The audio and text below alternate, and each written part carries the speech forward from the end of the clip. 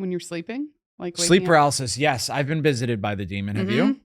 Kind of. Not anything I saw, but the feeling of being trapped, kind of. And feeling like there's something there. Crazy. Yeah. It's awful. I guess we should explain to the listeners, if you don't know, sleep paralysis is when you wake up kind of.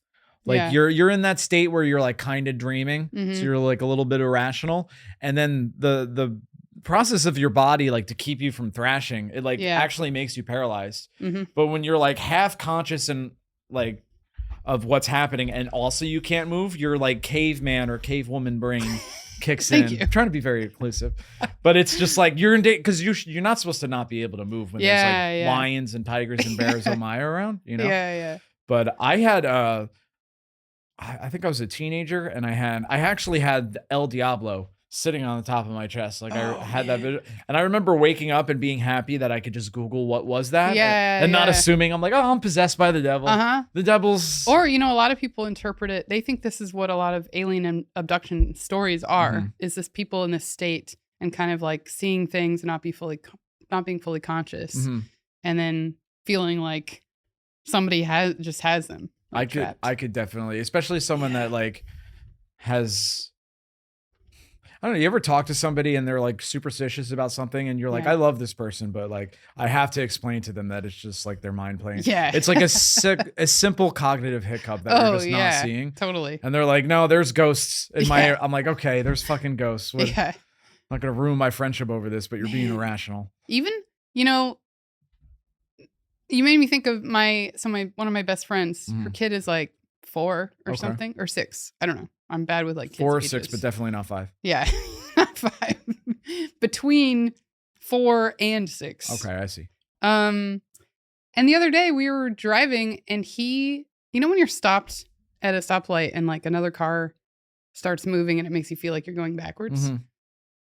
He started talking about that, and I was like, "Oh, he's gonna be freaked out about the reality of the world, because that's your first like view of what that is. Like things that don't work the way you think."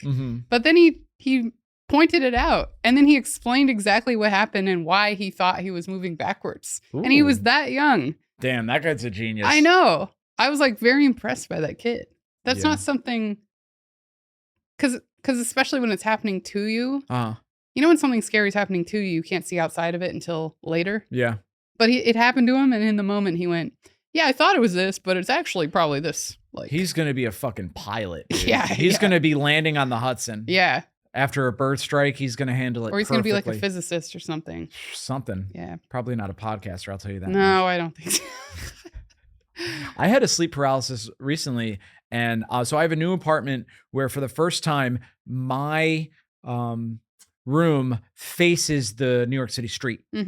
And so I have birds that sit on my ledge. Oh, nice. So I'll have a bird. Got a bunch of bird poop down below. Yeah, it's a little bit unfortunate. Yeah. But I'll like be asleep and I'll wake up to birds as close to me as you are to me now.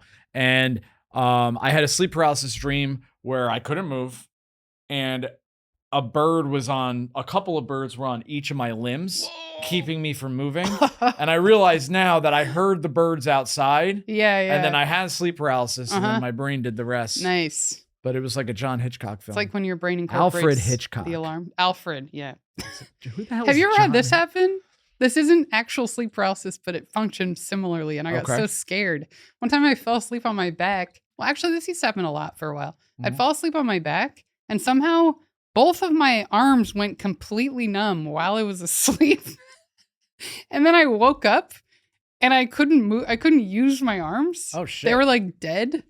So I was just like stuck, like wriggling around. That is terrible. And it's like right when you wake up, you're like, why am I stuck? Yeah. And my arms kind of hurt. And your first thought is like, this is my life, or my arms are just fucking stuck like this. I felt like I was trapped forever. I'm going to have to walk around looking like a douche. Yeah. Just like wiggly arms. I have that. Okay, so I sleep. I don't know why I do this, but I start sleeping on my side, and then I wake up on my stomach. Oh, which is really fucking weird. It's probably also how I didn't asphyxiate from vomiting when I was drinking it. Oh, right. Yeah. Yeah. Yeah. The thing that got Jimi Hendrix couldn't get me. When did you go sober? You've always known me as a sober man. I thought so. Yeah. Yeah. I stopped in 2016, and then 6 weeks later, I moved to New York City and started doing open mics. Oh, nice. Yeah. A bunch of stuff you're not supposed to do in a row. Yeah. I was like, I'm going to move to a new place where I don't know anybody. I'm going to do something that is very difficult and also embarrassing. Yeah. But yeah, it worked.